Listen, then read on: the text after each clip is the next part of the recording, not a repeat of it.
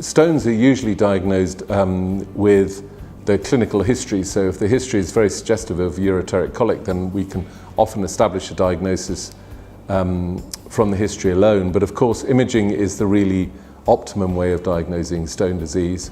The traditional form of imaging is a plain X-ray and a renal ultrasound, but increasingly we're now using computer tomography or CT scan for picking up stone disease. CT scan is associated with a low radiation dose, but is really the investigation of choice now to establish the characterization and the size of stones. The majority of stones that we detect are what are known as ureteric stones, which are on the way, the stones that are moving from the kidney to the bladder. 90% of these will pass spontaneously and are usually managed with what we call supportive measures. So we provide pain relief and encourage lots of fluids during this period, and most stones will pass spontaneously. So the majority of stones don't necessarily need treatment.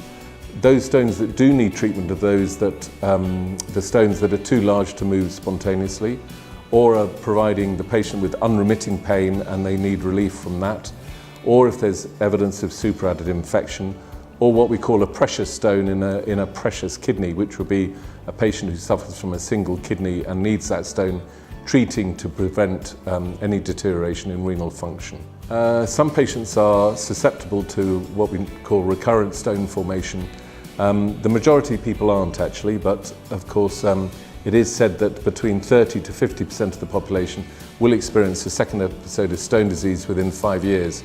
Those are the quoted figures, but in fact I'm not entirely sure. My experience suggests that it is as common as that.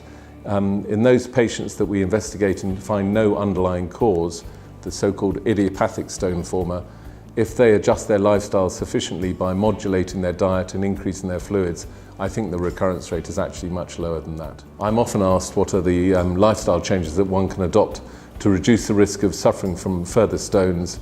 The best advice I can offer anybody is the regular production of beautiful dilute urine. And what I mean by that is urine the colour of at least champagne compared to, say, Lucozade. This requires a regular intake in fluid, clearly to drive that, what we call diuresis, the regular production of dilute urine. I'm often asked what's the volume of water to drink, and in fact that's irrelevant from my point of view. What matters is the regular production of urine, and that can be monitored by the colour of the urine and the frequency at which people use the toilet.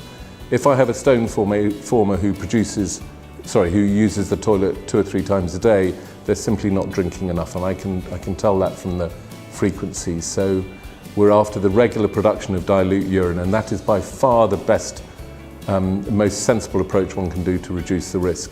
As far as dietary manipulation is concerned, there's good evidence that reducing salt intake will reduce the risk of stones in certain patients, and we recommend that patients can cook with salt but not add it on the table. And then for those patients suffering from calcium oxalate stones, there is good evidence that reducing the oxalate intake to a significant degree may modify their stone risk. You may be thinking that actually one should reduce calcium intake given the fact that most stones are made of calcium, but in fact if you reduce your calcium intake too much, that can paradoxically increase your risk. So the message from me is relatively clear that it is, as we don't really understand how stones form, the common sense approach is to increase your fluid intake such that your urine is nice and dilute, and that whatever's in your urine that predisposes you to stones is reduced and more dilute. Reduce the chemical constituents in the urine so they're not there in an excess, so reduce your oxalate containing foods. Modify the calcium in your urine by reducing your salt intake, and that should protect the majority of patients.